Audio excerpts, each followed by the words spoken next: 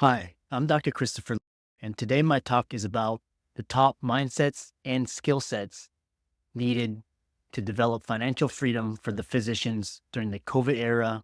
I want to thank the White Coat investors for giving me this fantastic opportunity to share my unique and inspirational entrepreneurial journeys.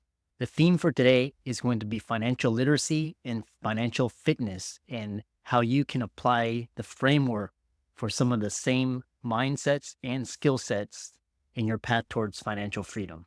As a disclaimer, today's information is for educational and entertainment purposes only. All of the content is original, the views are my own, and my financial disclosures is that I sit on the advisory board of Valhalla Healthcare, an early stage AI healthcare startup where I develop digital health strategy. So my goal today is to provide an overall framework regarding financial independence, freedom, and touching on the overarching themes from which to operate from. We'll go over my story, my background, what makes me qualified to be giving this speech. We're going to talk about where we've been, where we are, and where we're going, and the need for financial literacy, as well as the top mindsets and skill sets to have and develop now and in the future, how you can prepare yourself and how you can use it to your advantage. Who is this course for? This course is for physicians at all levels of training. All of the mindsets, tools, tactics, strategies, and skill sets are all on a continuum and are designed to help the physician educate themselves and achieve financial freedom on different timeframes, depending on one's level of education, experience, risk profile, timeline, and overall goals. So we all have different goals, but ultimately what we're all after is happiness, which means different things. There is an infinite number of ways to achieve that. So financial goals are a means to an end and not an end in themselves. In the end, financial resources are a tool that give you time, option, resources, and choices so that you can lead and live your best life. So we're going to talk about pre-2000 and post-2000 paradigms, both in terms of the mindsets and skill sets, how those changed, the factors that have contributed to the current paradigm, as well as the current healthcare crisis for physicians in today's economy. From there, we're going to go into some of the advantages that physicians as high income earners have compared to mainstream when it comes to achieving financial freedom and independence, but also with the caveat that a high earned income is not the sole determinant for financial freedom. It's what you do with that earned income will guarantee your future financial position. We're then going to list several key action steps that physicians can use to rapidly scale, grow, and protect their wealth. And we're going to highlight some of the top mistakes for high income earners, how to spot and prevent them before they actually happen, as well as look at the role of expenses, assets, and liabilities in the physician's arsenal. So a few working definitions before we continue. First is financial independence. And I define that as a situation where you can go out on your own and become an economically productive citizen.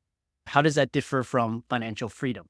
Financial freedom, in my playbook, means that you are no longer dependent upon an external source for your financial livelihood, such as a boss, working at a job, a company, or the government.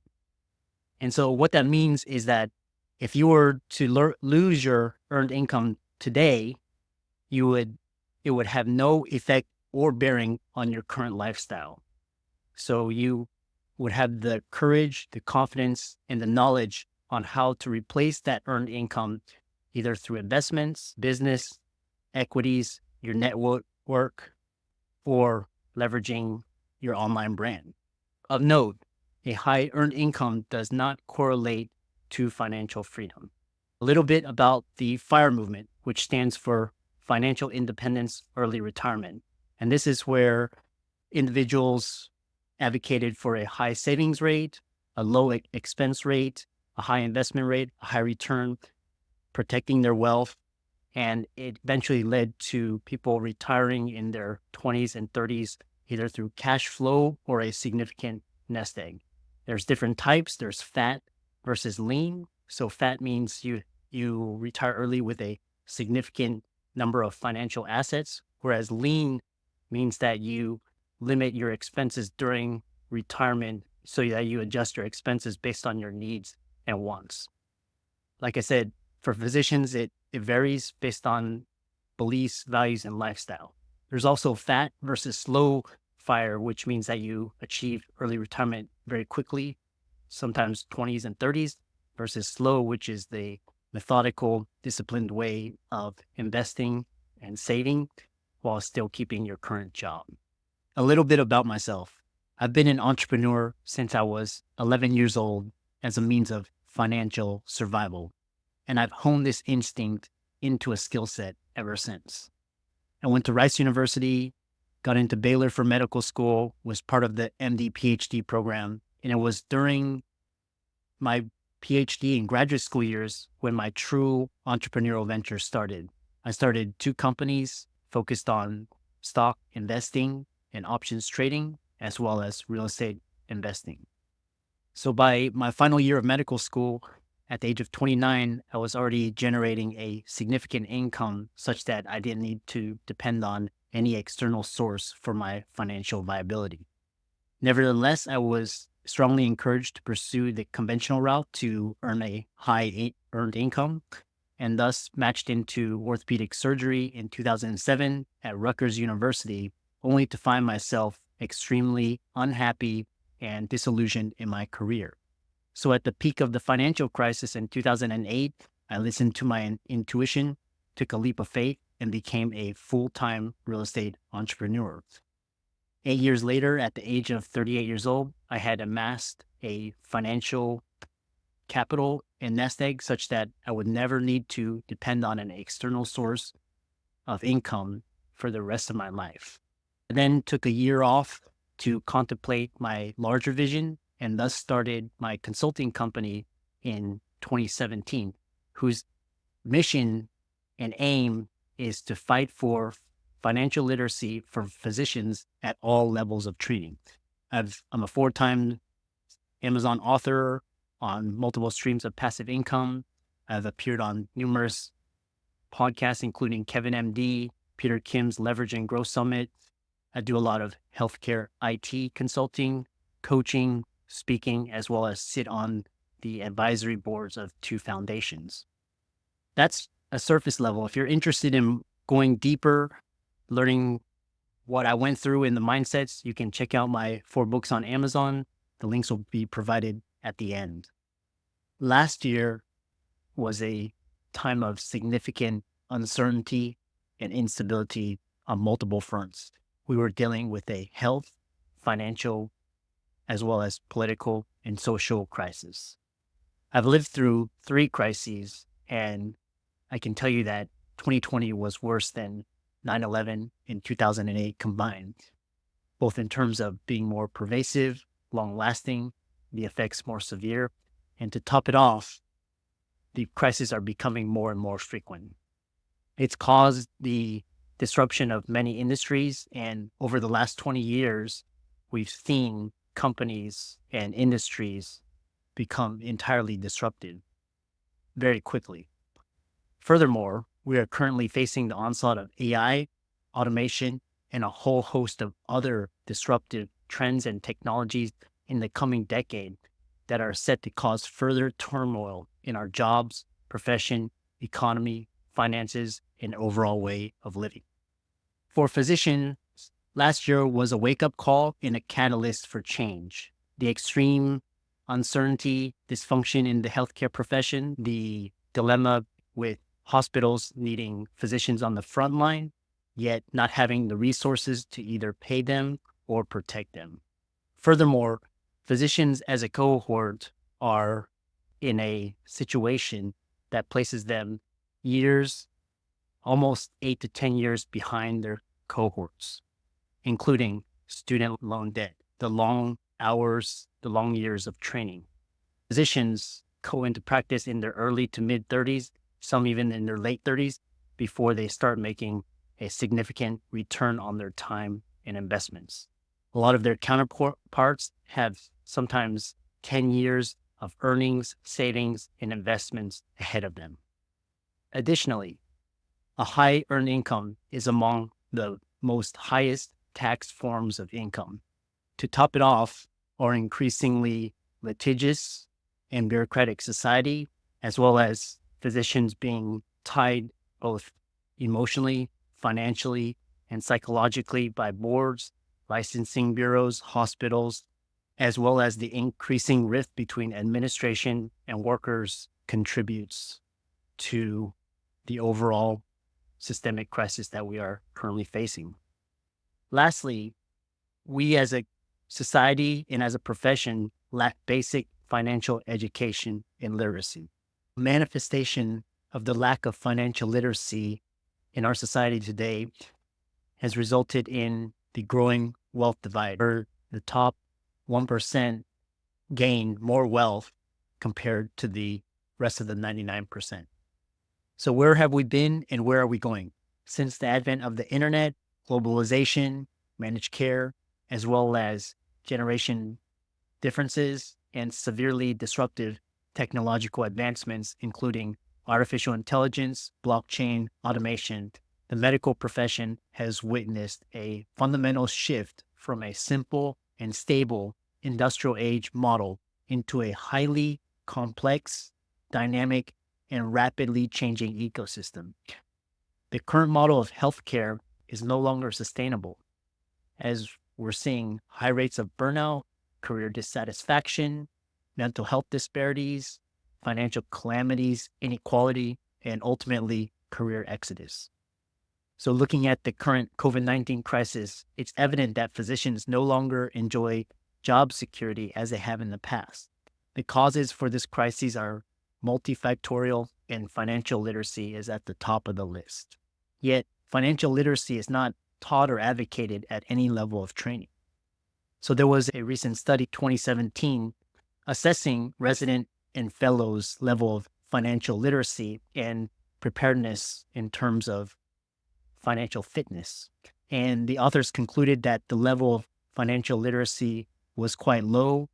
Residents and fellows were burdened by high levels of student loan debt, as well as a broken healthcare system. The authors furthermore advocated for the need of further education and literacy during training, especially at the beginning.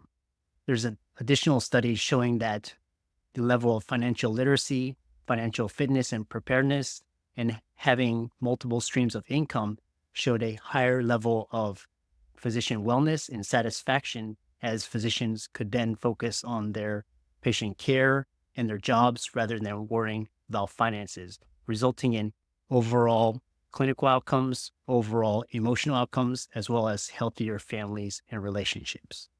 So now that we've examined where we come from and where we're going, as well as the various factors on the macro and micro scales, we're going to examine some of the top mindsets needed for financial fitness. So in my experience, the top mindsets to develop either in training now or in the future helps with outside of the box thinking, because outside of the box thinking helps you think in new ways, novel ways, creative ways. Also, being an outsider since an early age, I honed and developed the ability to think outside the box as well as think against the mainstream. And what this has resulted in is being a very effective entrepreneur. Our profession as a whole has a very stable cultural and societal paradigm. So really, in order to innovate and progress and change paradigms, we need to develop these types of thinking. Innovation, creativity are all fostered by contrarian and outside the box thinking. Overcoming an extreme struggle or hardship, such as a financial, emotional, or physical, forces you to look for and search for different ways of surviving financially. Two great books that I recommend to develop your financial fitness mindset are: first is The Psychology of Money, and the second is The Millionaire Mindset by Thomas Stanley. And in these two books, one of the key concepts expounded by them is, what is your financial blueprint? So your financial blueprint is the way you think, feel, things associated with finances and money. And this is pre-programmed at an early age, society and the media. What's interesting is that we are pre-programmed to a lot of times feel guilt and shame about marketing and promoting our services, talking about money and asking for money. The thing is, a strong financial footing and money is able to provide a lot of value and resources, not just for yourself and your family, but for society as a large. In your business, it helps you to reach more people, attract more clients, and deliver more value and services. So one of the things as physicians that we need to do is start getting comfortable discussing finances, getting financially literate. Money should not be a taboo subject. The next principle talked about by Dr. Thomas Stanley was where he looked at average millionaires. And what's interesting is that I've done a lot of studying, and a lot of what we consider rich and wealthy is actually misinformation by the media and society. We think we need to live in fancy neighborhoods, drive fancy cars, go on expensive vacations. And all of that is great, but we have to learn the difference between what is rich and versus wealth, as well as what is the difference between income statement as well as balance sheet rich. So ultimately, all we're after is happiness, and the way and means of achieving happiness is different for everybody. But ultimately, time is the most precious and scarce resource. We can never make time back. We can either save it or we can multiply it. And what I mean by multiply time is we have to be able to, if we create books, products, and services, or we have businesses, or we have real estate and investments, those are extensions of yourself, and those can run on autopilot without you physically needing to be there. So in that case, you're able to multiply your time. You're able to get more done in a more efficient, effective manner, as opposed to that is trading your time for money. So what we have to do is learn the difference between rich versus wealth.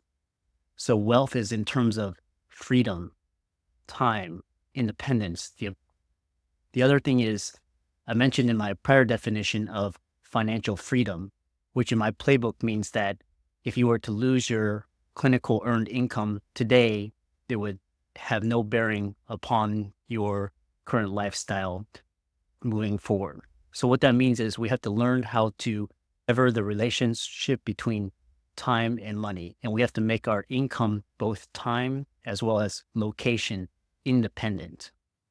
The next concept to talk about is income statement versus balance sheet rich. So income statement means that you enjoy a very high earned income, you have a lot of expenses, but balance sheet rich means that your asset column, the assets, so for example, investment properties, equities, businesses, self-employment, partnerships, affiliates, patents, intellectual property.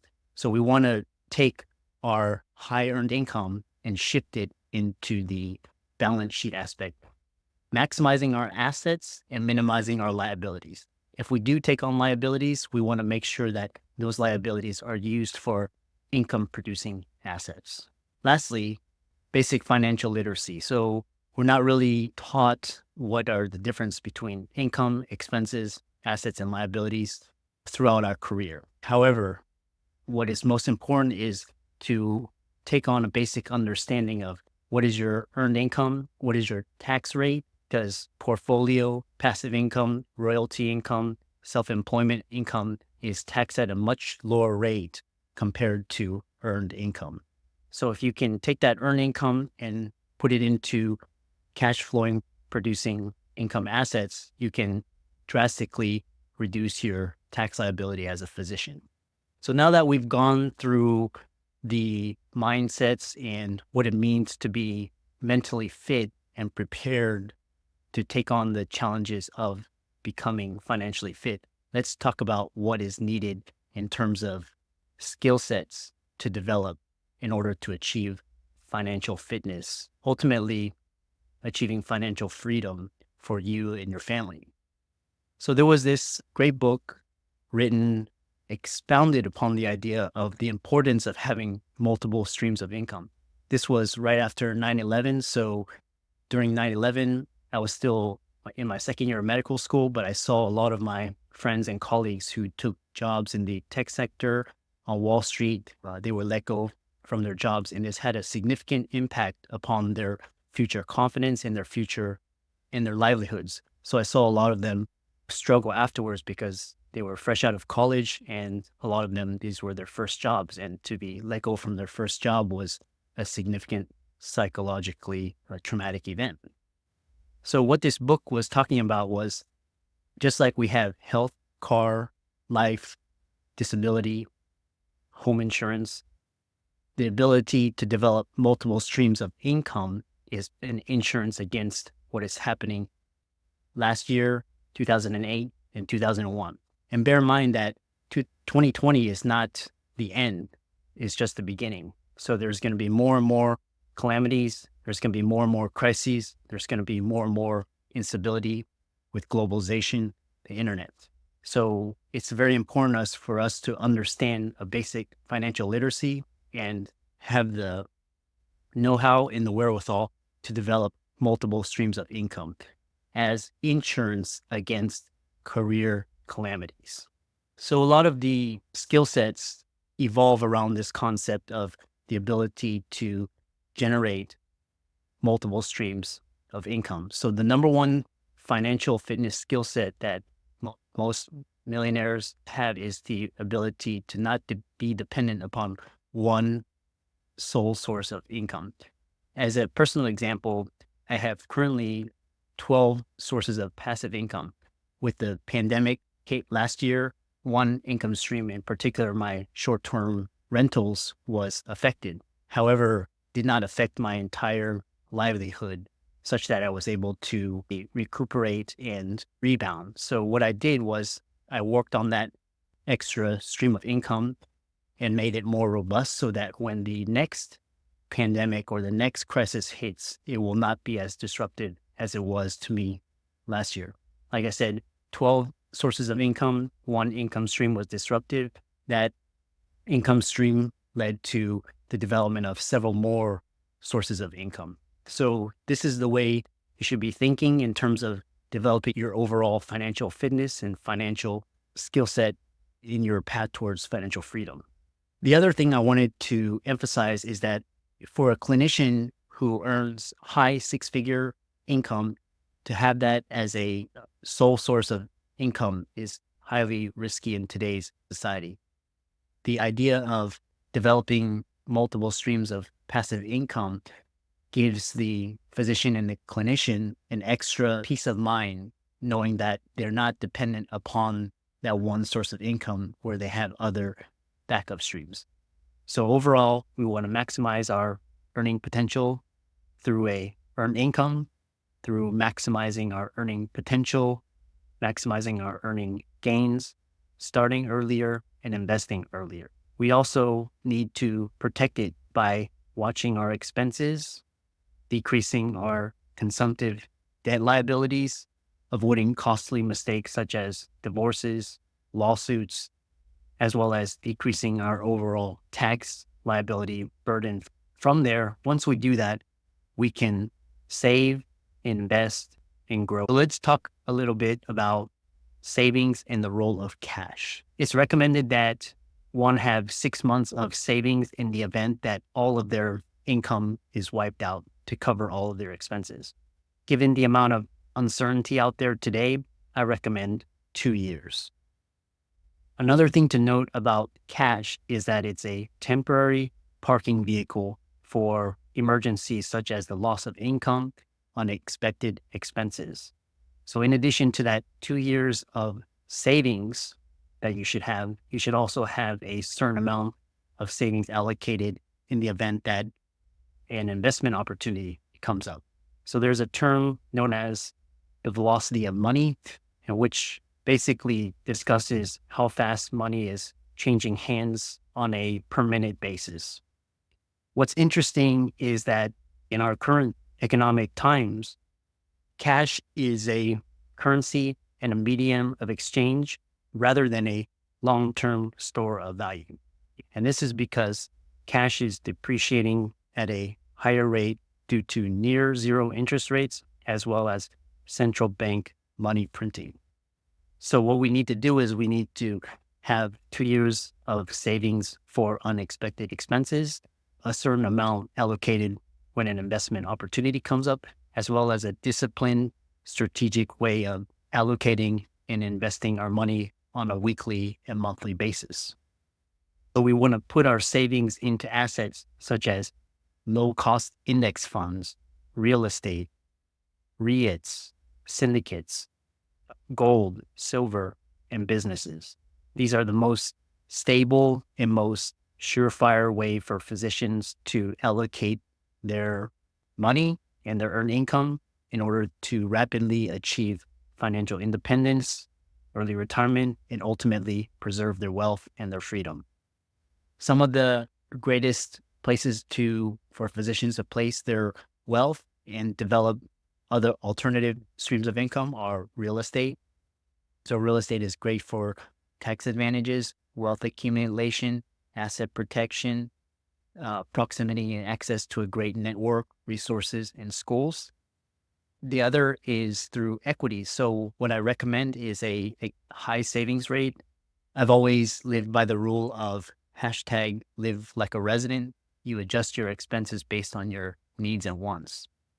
The other thing is not only do you have a high savings rate, 50% or more, you also have a high investment rate. So at least 20%, I advocate 50% or more of your income into low cost index funds. If you develop a systematic and strategic and disciplined way of investing, whether the market is up or down, you can always dollar cost average into the market. In over 10 to 20 years, you're almost bound to come out on top.